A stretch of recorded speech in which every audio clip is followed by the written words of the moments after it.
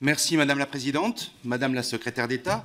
Lorsque Jacques Chirac annonce le 28 mai 1996 la fin du service militaire obligatoire, c'est un soulagement pour nombre de jeunes hommes.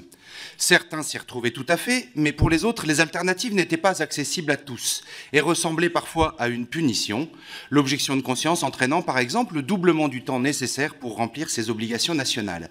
Et nombreux sont ceux qui mirent en péril leur santé, voire plus pour y échapper.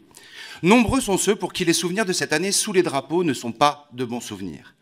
Cependant, nous étions quelques-uns à penser que l'erreur du président Chirac était de ne pas le remplacer par un service national où l'option militaire ne serait justement qu'une option et où chaque jeune adulte pourrait choisir sa manière de s'engager au service de l'intérêt général.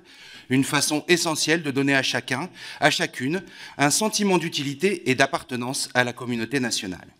Et voilà que sur une lubie du président Macron, le SNU viendrait combler cette lacune. Mais voilà, le SNU a tout faux.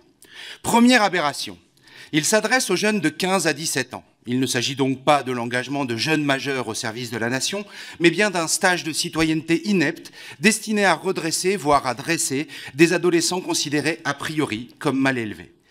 Deuxième aberration, il adopte une forme édulcorée du service militaire, réduisant les valeurs de la République au port de l'uniforme et au lever des couleurs.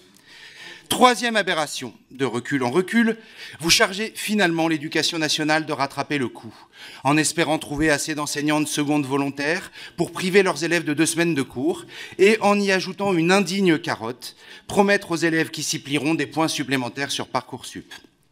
Que de contorsions pour imposer contre toute logique cette mauvaise idée.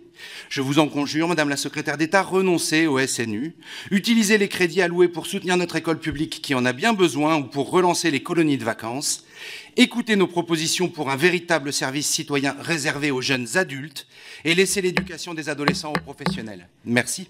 Merci, Monsieur le député.